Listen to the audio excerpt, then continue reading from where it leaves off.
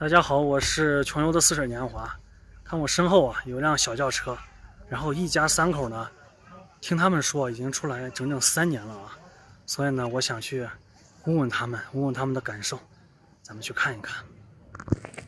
这位呢是车主，你们是一家3个人？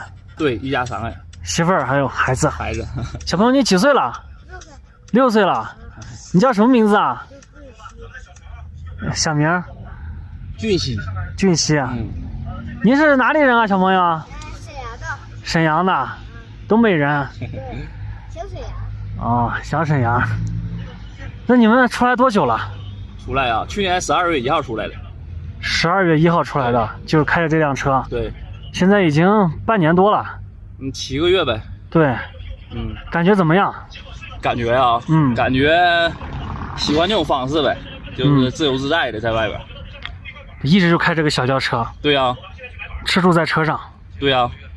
你像在这里的话，还能搭个帐篷，是不是？对，这个营地挺好。我们来这个的拉萨之前有个朋友先过来的，然后给我发定位。那你像在其他地方的话，比如说小地方，他不让你搭帐篷的话，你怎么睡？这个就是得找，就是有些比如说像景区的停车场啊，然后还有一些公园啊。那等于说你晚上睡觉必搭这个帐篷。看天气，如果说天气特别不好的话，就住酒店。住酒店，那你们睡不睡车上？车上一般不睡，车上空间不够，太小了。太小了，睡不下。对。那以前有没有说这样出来玩过？以前呢，就是从18年的8月份开始带孩子出来的，3岁的时候。18年就开始出来了，孩子3岁，现在6岁了。对。那等于说已经3年时间了。3年了。那以前是怎么出来玩？以前也是开这个车，带着帐篷。然后18年的8月份的时候，先往我是东北的嘛，辽宁沈阳的，然后先往那个北边去，那时候孩子还小，然后呢往那个内蒙古呼伦贝尔啊，还有那个漠河那边去一回，完去了20天，感觉那趟行程呢还挺好的。那是第一次远行，第一次带孩子旅行。要是最早的话，是我和我媳妇刚结婚，是14年的时候。14年的时候蜜月，然后呢，那时候真是说走就走了，没有什么准备，是直接就往四川和九寨沟那边自驾去的，也是开这辆车。然后从那次自驾游开始就喜欢上这种方式了。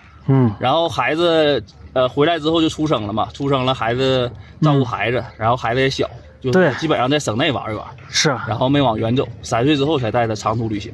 那等于说3岁之后一直在路上了。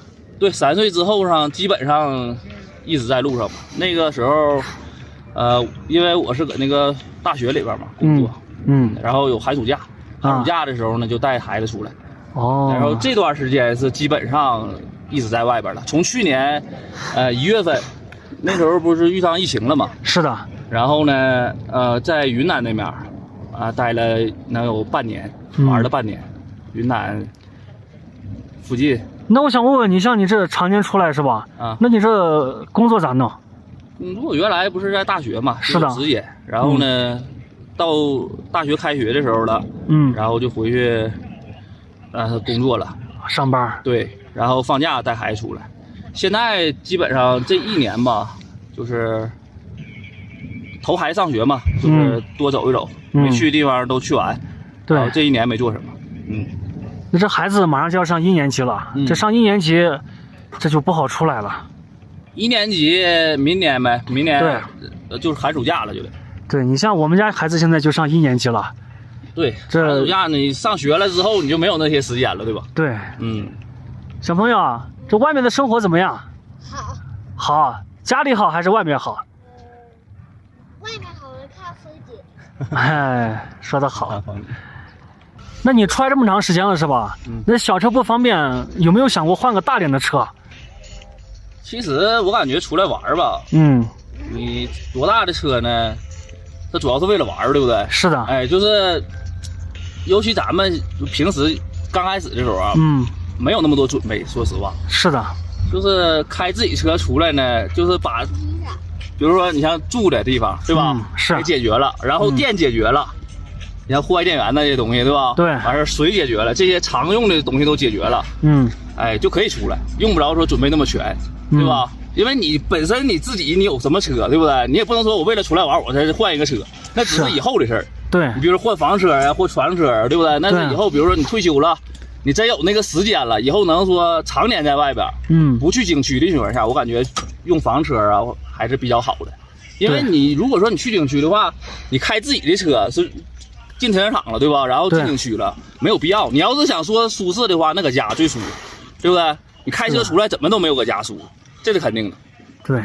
哎，如果说以后了，你比如说像老两口，我感觉适合用一个大点的车。但是你像我以前也是小轿车是吧？啊，那也是要搭帐篷，就感觉很麻烦，每天还得收。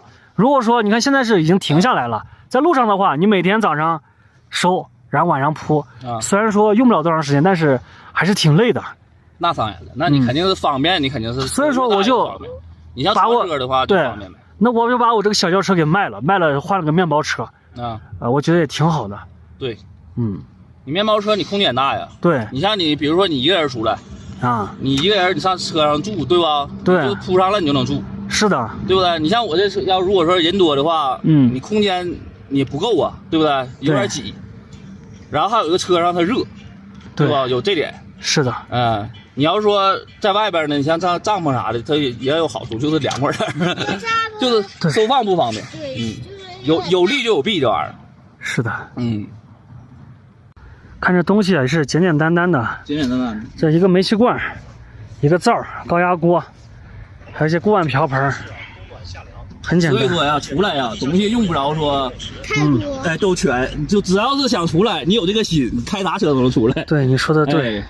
车里还有没多少东西，就一些零食多，一吃。出来主要是为了玩嘛。是的，只要是你出来能放松心情，玩好，比啥都重要，对不对？对。最重要就是得住喝什么的。